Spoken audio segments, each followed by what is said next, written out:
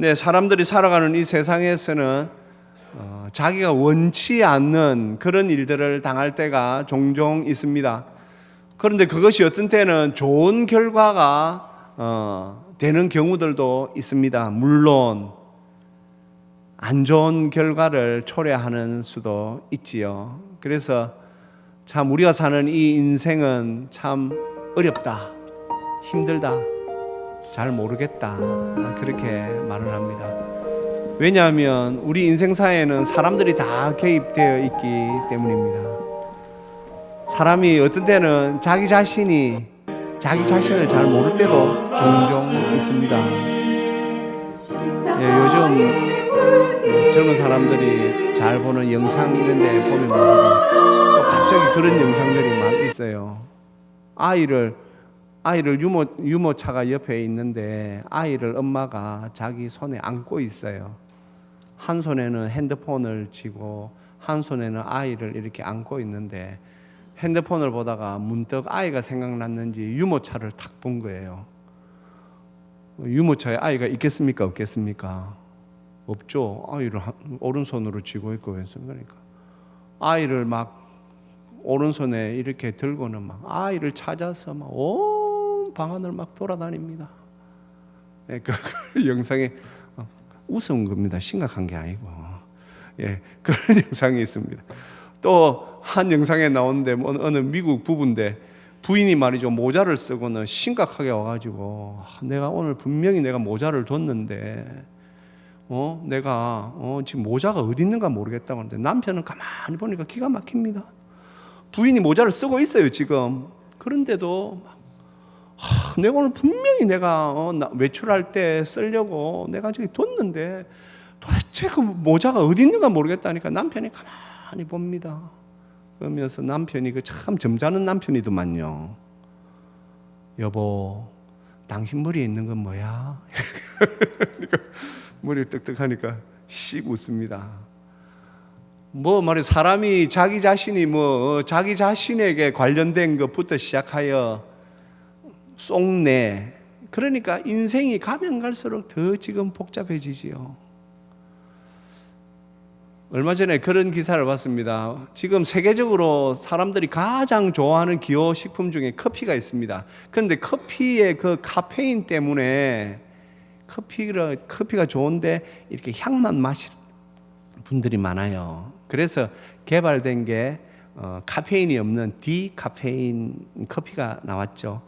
디카페인 커피가 어떻게 해서 만들어졌느냐, 그게 한번 기사가 났습니다. 커피를 갖다가 수입해가지고 오는 분이 커피를 한 번에 엄청나게 많은 커피를 수입해가 오는데 세상에 이 배 화물로 싣고 오다가 바닷물이 이렇게 화물을 덮쳤어요.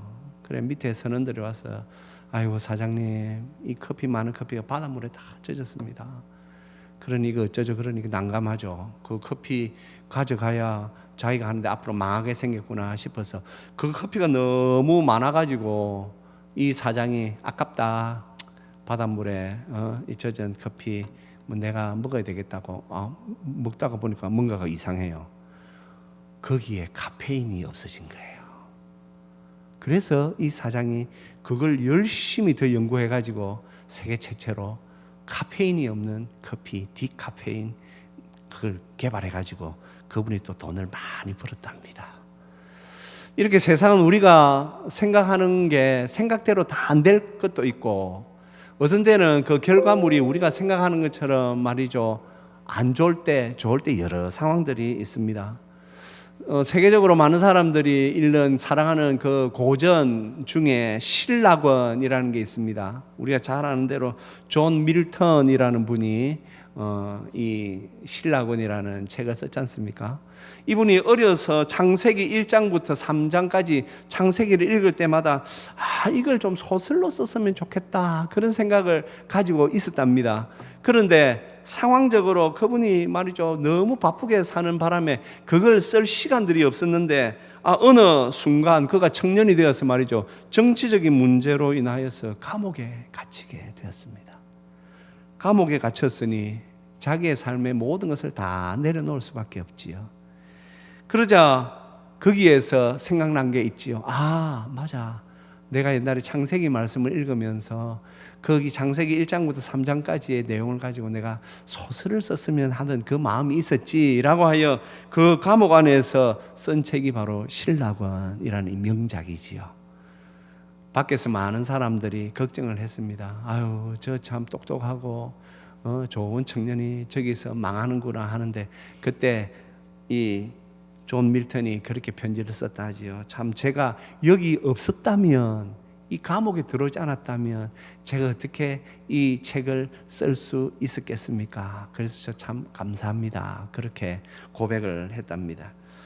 성도님, 오늘 우리가 사도행전 말씀을 듣습니다. 오늘 이 사도행전 16장 말씀 우리가 잘 아는 말씀 중에 하나이지요. 바울과 실라가 전도 여행을 다니는 가운데 빌립보라는 지역에 왔습니다. 거기에 오니 말이죠, 그 귀신 들린 이 여자아이 하나가 말이죠, 우리나라로 치면 귀신 들린 무당 정도 되겠죠. 이 귀신이 들렸으니까 사람들이 그에게 오면 말이죠, 사람들이 필요한 말들을 막 줍니다. 점쟁이들한테 말이죠, 가면 사람들이 막 당신 앞으로 어찌 되겠다 뭐 그렇게 하듯이 그 점치는 소녀가 한 명 있었는데, 이 소녀가 바울과 실라 뒤를 따라오면서 계속 이 하나님의 사람들이라고 막 하니까 바울이 알았거든요. 저 아이에게서 귀신을 쫓아내면 이 소요가 일어나게 될 것이고 우리가 지금 복음 전하는데 지장이 있을 것이다 하여 좀 피하려고 하는데, 그 귀신 들린 소녀가 계속 쫓아와서 사도 바울이 그 아이의 몸에 있던 귀신을 쫓아내 버립니다. 복음은 능력이지요. 귀신, 성도님들, 이 세상에 귀신은 지금도 있습니다. 이 마귀가 부리는 영을 이 귀신이라고 하고, 귀신이 없다라고 말할 수는 없습니다. 하지만 어떤 귀신도, 마귀조차도 예수님의 이름 앞에는 다 쫓겨가고 물러갑니다. 그래서 우리는 그 믿음을 갖고 있기에 우리는 귀신 따위는 두렵지도 않고 걱정도 하지 않습니다. 사도 바울이 귀신 쫓아낸 것은 아무것도 아니었습니다. 왜냐하면 이미 이 바울 전도대는 성령으로 충만해져 있었기 때문입니다. 그러자 이제 더 이상 말이죠, 그 귀신 들린 소녀로 인하여 돈벌이를 하던 주인들이 이 자기들의 이제 말이죠, 이 돈줄이 끊어진 걸 알고는 세상에 이 바울과 실라를 갖다가 이상한 것을 전하는 사람들이 왔다라고 하여 고발하였고, 그 당시 이 로마에 있던 많은 사람들 중에 특히 그 고발을 접수한 집정관 정도 되는 사람이 바울과 실라를 잡아 넣습니다. 성도님들, 그들에게 어떤 일이 일어나는가 오늘 읽지 않았지만 23절, 오늘 본문 16장 23절 24절에는 먼저 이런 기록이 먼저 나옵니다.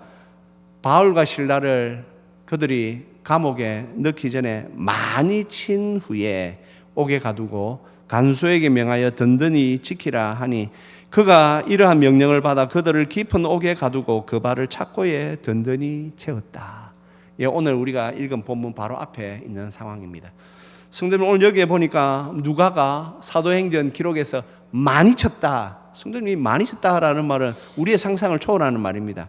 사실 유대인들은 신명기 말씀에 의거하여 사람들에게 매를 칠 때 그들은 말이죠, 태형을 가할 때에 40대를 초과하지 말라라는 하나님의 말씀을 지켰습니다. 왜냐하면 사람들이 이 감정이 격해가지고 사람을 무제한으로 때리다 보면 사람이 죽을 수도 있기 때문에 하나님께서는 항상 40에서 하나 감한 몇 가지만 태형을 치라라고 말씀하셨습니다. 하지만 유대인들은 이것을 그래도 잘 지켰지만 이방인들에게 있어서 태형의 숫자는 제한이 없었습니다. 그리고 이 로마의 이 채찍, 악랄하기로 유명하거든요. 태형을 칠 때는 이 등에 있는 옷을 다 벗기고 이 맨살에다가 그 태형을 칩니다. 성도님들, 명한 사람이 그만할 때까지 칩니다. 그러니 바울과 실라가 몇 대를 맞은지는 알 수가 없지요. 그래서 오늘 누가는 많이 쳤다, 이 많이 쳤다라고 누가가 기록한 것은 최소한 40대 이상 되는 그 많은 매를 맞았다라고 지금 하는 것이지요. 그리고 깊은 옥에 가두었습니다. 이 로마인들이 가지고 있던 옥 중에 말이죠, 아예 저 지하에서도 지하, 가장 그 말이죠, 사람들이 지내기에 힘든 그곳에 바울과 실라를 가두었습니다. 그리고 그 발에 착고를 든든히 채웠다 그랬습니다. 또 이 로마의 이 착고, 악랄하기로 유명합니다.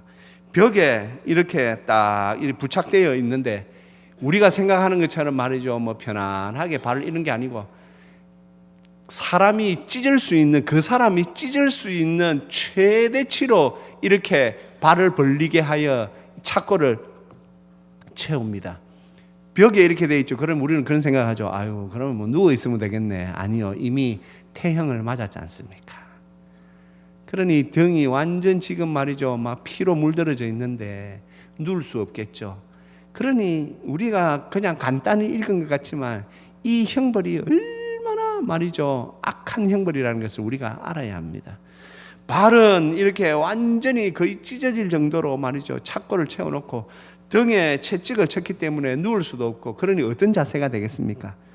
성도님들, 그런데 왜 오늘 바울과 실라가 여기에 이러고 있습니까?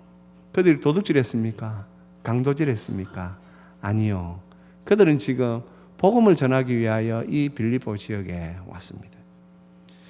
그런 가운데 오늘 이제 25절 말씀이 이렇게 시작되는 것이지요. 한밤중에 제가 간혹 이런 말씀 드리지요. 성경에서 나오는 묘사들 가운데 말이죠, 그것이 영적인 의미를 이렇게 탁 두고 기록하는 경우들이 많다 그랬습니다. 예를 들어서 요한복음 3장에 보면 니고데모가 예수님을 찾아옵니다. 니고데모는 이미 그 당시 유대인 사회에서 굉장히 이 높은 말이죠, 그런 사회적 명성을 가지고 있던 사람이었습니다. 그런데 그가 예수님에 대한 관심이 많았습니다. 그런데 낮에 못 찾아올 것 같으니까 밤에 찾아옵니다. 그래서 요한이 밤중에 니고데모가 예수님을 찾아왔다고 할 때 그 밤중은 단순한 시간과 함께 니고데모의 영적인 상태를 말하는 것이죠. 니고데모가 영적으로 어둠 속에 있다라는 것이지요. 오늘도 여기에서 누가가 그냥 기록하면 될 텐데 한밤중이라. 성도님들, 이 한밤중은 어떤 시간입니까? 가장 어두운 시간을 한밤중이라 그렇게 말합니다. 그래서 이 한밤중은 우리가 생각할 수 있는 것이지요. 아, 절망을 상징하는구나. 절망적인 그 시간. 성도님들, 깜깜한 곳에 가보셨습니까? 깜깜한 곳에 가면 아무것도 할 수 없습니다. 그래서 이 깜깜함, 한밤중은 절망을 상징합니다. 바울과 실라가 이 한밤중을 맞았습니다. 한밤중이 되었습니다. 등은 썰입니다. 지금 발은 말이죠, 착고에 가 있는데 이 사지가 다 뒤틀립니다. 눕지도 못하고 서지도 못하고, 그런 가운데 꼭 고문을 당하는 그 시간에 그들이 지금 무엇을 하고 있습니까? 오늘 25절 보시니 바울과 실라가 기도하고 하나님을 찬송하며 죄수들이 듣더라. 성도님들, 오늘 그러면 우리는 또 궁금하죠. 야, 도대체 바울과 실라가 그때 어떤 기도를 하였을까? 그들이 지금 억울한 상황에서 하나님, 저희들 여기에서 좀 나가게 하여 주시옵소서, 그런 기도를 했을까? 어떤 기도를 했을까? 그런데 우리가 이 앞뒤의 상황을 보면 바울과 실라가 어떤 기도와 찬송의 내용이 무엇이 있는가를 정확하게 짐작할 수가 있습니다. 그것은 그 뒤에 말이죠, 바울과 실라가 기도하고 찬송하니 26절 말씀입니다. 이에 갑자기 큰 지진이 나서 옥터가 움직이고 문이 곧 다 열리며 모든 사람의 매인 것이 다 벗어진지라. 성도님들, 우리는 그렇게 생각할 수도 있죠. 이야, 바울과 실라가 기도하니 바로 하나님께서, 여기에 나오는 그 묘사들이 전부 다 수동태로 되어 있거든요. 죄송합니다. 성경에서 수동태라는 말은, 우리 성경에서의 수동태는 꼭 이렇게 표현합니다. 신적 수동태라. 하나님에 의해서 일어나는 일이다. 저기 보면 지진이 나서 옥터가 움직이고 문이 다 열리고 벗어진지라, 전부 수동태로 기록되어 있습니다. 무엇이죠? 그냥 우연히 된 것이 아니라 하나님께서 지진 나게 하시고 옥도 움직이게 하시고 그리고 또 사람의 메인 것들을 다 이렇게 벗어지게 하나님께서 하신 것입니다. 만일 바울과 실라가 하나님 저희들 억울합니다. 하나님 저희들 또 전도해야 되는데 여기서 지금 이래가 되겠습니까? 하고 하나님 저희들 좀 나가게 하여 주시옵소서라고 기도했다면 여기에서 말이죠 27절 말씀이 어떻게 됐겠습니까? 간수가 자다가 깨어 옥문들이 열린 것을 보고 죄수들이 도망한 줄 생각하고 칼을 빼어 자결하려 하거늘 보니 죄수들이 하나도 없는지라 자결하였더라. 이렇게 성경이 기록되겠죠. 그러나 성경은 그렇게 기록되지 않습니다. 간수가 왔습니다.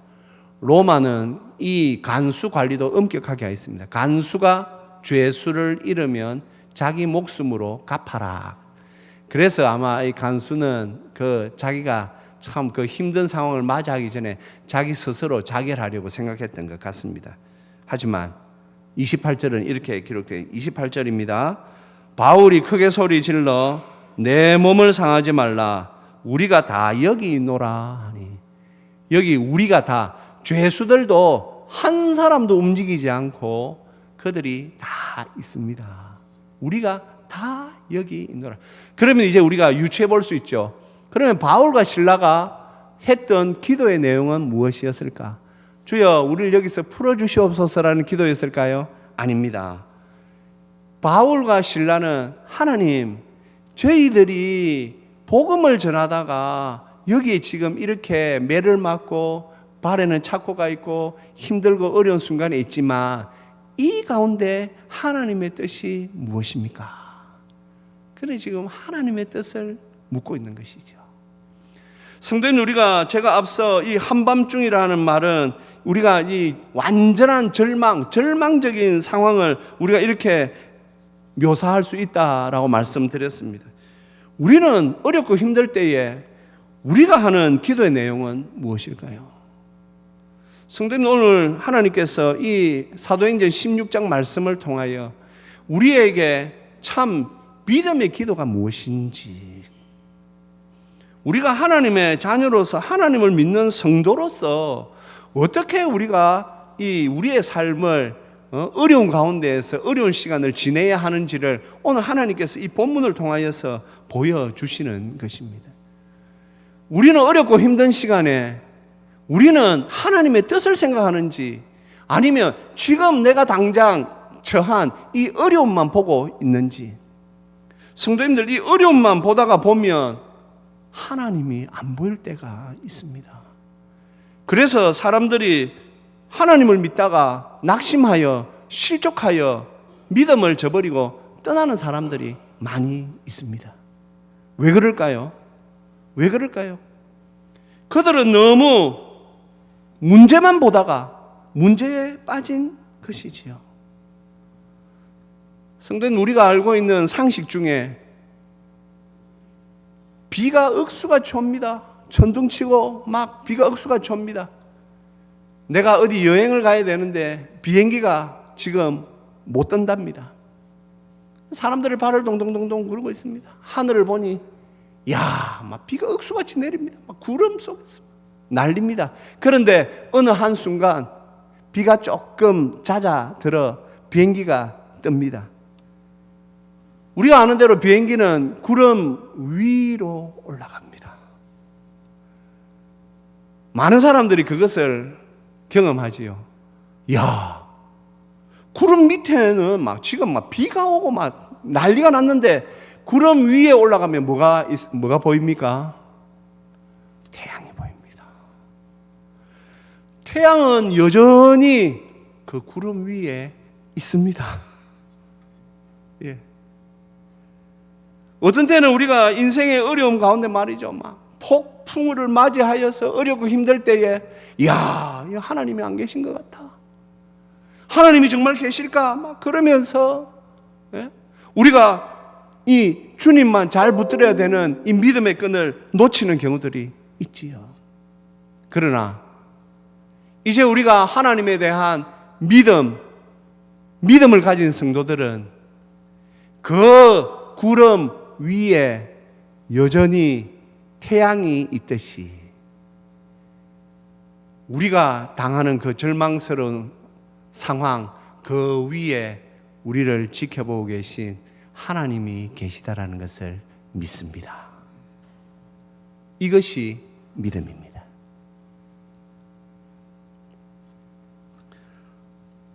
제가 설교 준비하다가 구름 위에 태양, 그런 좀 사진이 있으면 좋겠다 싶어가지고 이렇게 검색을 해봤는데 한번 올려봐 주세요. 이런 책이 있더라고요. 성공한 사람은 구름 위에 태양을 보고 실패한 사람은 구름 속에 비를 본다. 이 제목이, 제가 설교 준비하면서 이 책을 봤으니까, 이거 신통방통한 책이네. 도대체 이 책이 뭘까? 밑에 이렇게 적혀 있습니다. 창업하려는 사람들을 위한 책. 이 책은 치열한 창업 경쟁에서 승리하는 방법을 담고 있다. 이렇게 딱 되어 있어요.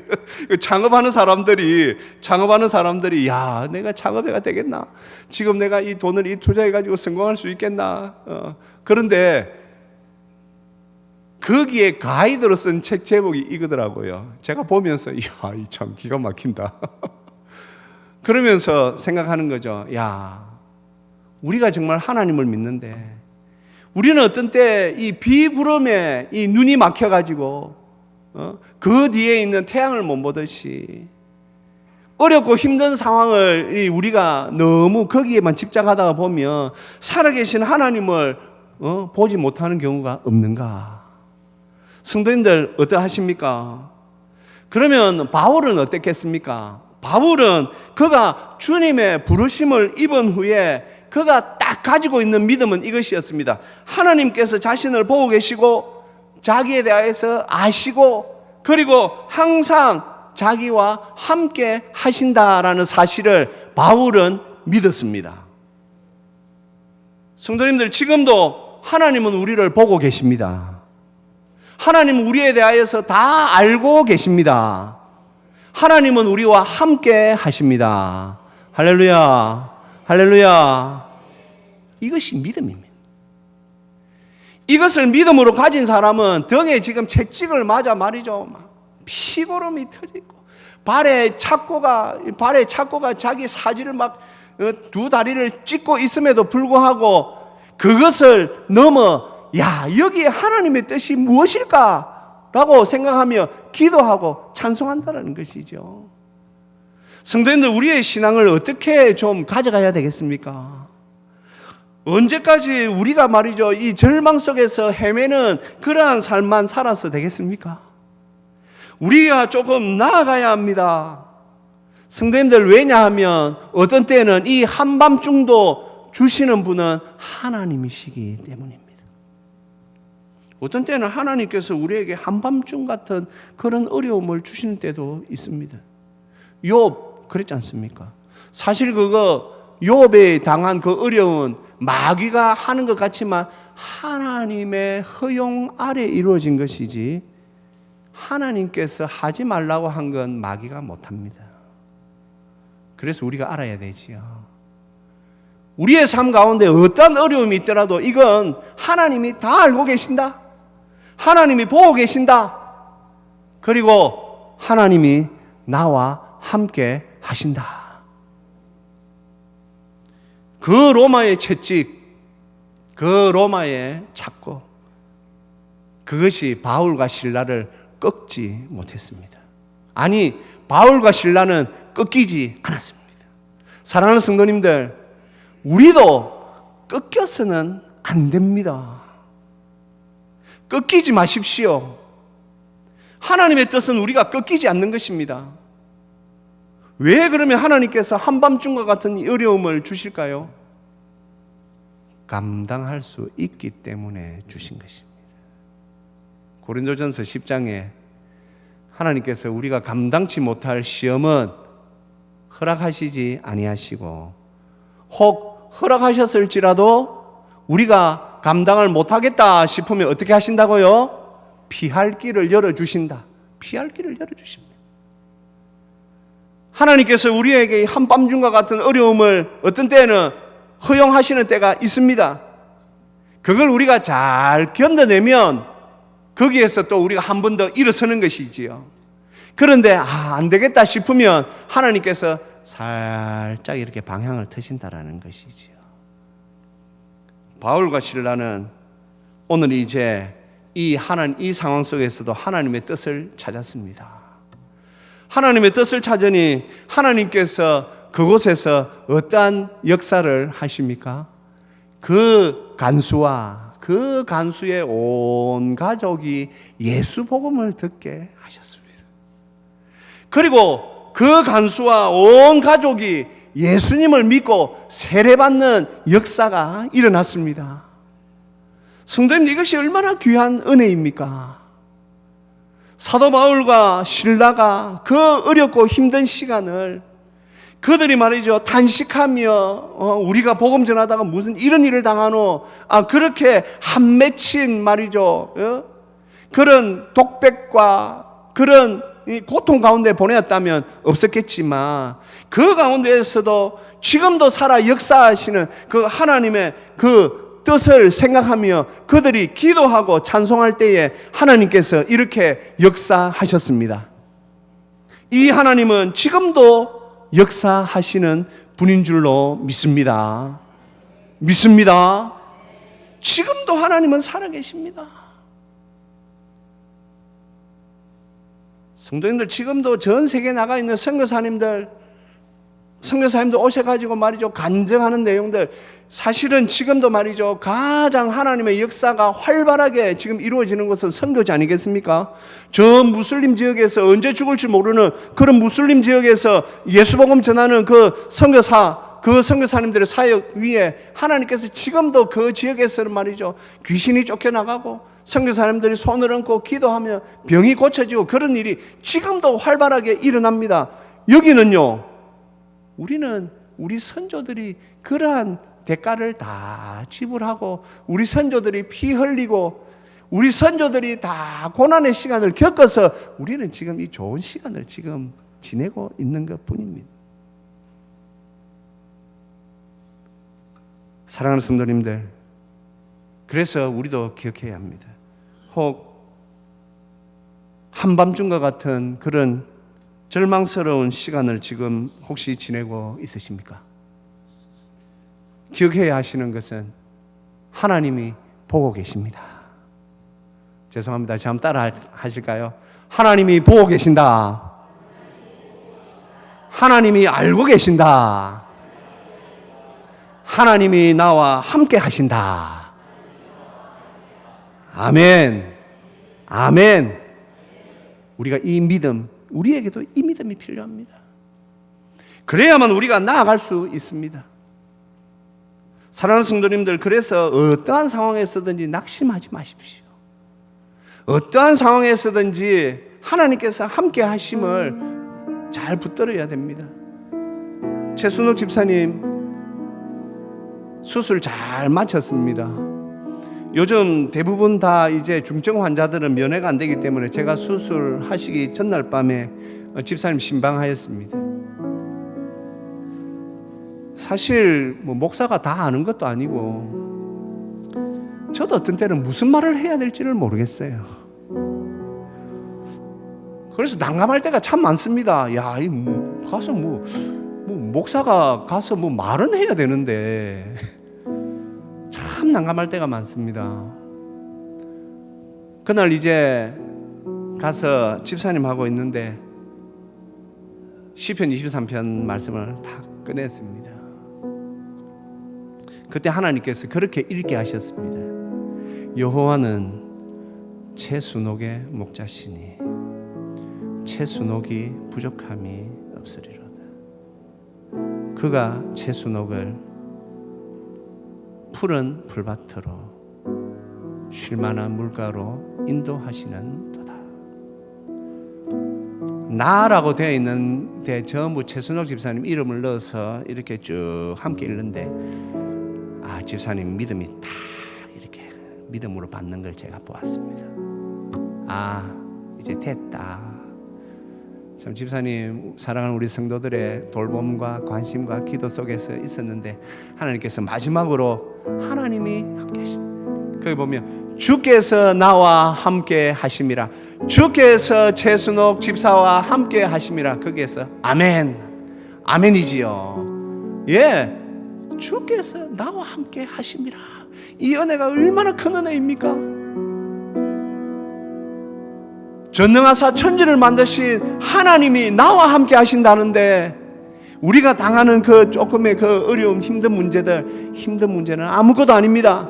성도님들, 믿음의 눈을 여십시오.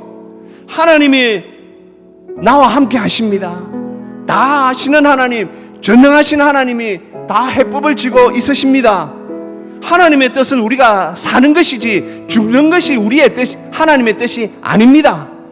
그래서 언제나 하나님 우리를 살게 하십니다. 믿습니까? 예, 이 믿음을 가지고 하나님께서 어떻게 우리를 인도하시는지 보는 것, 믿음으로 보는 것, 그것이 우리의 신앙생활인 줄로 믿습니다.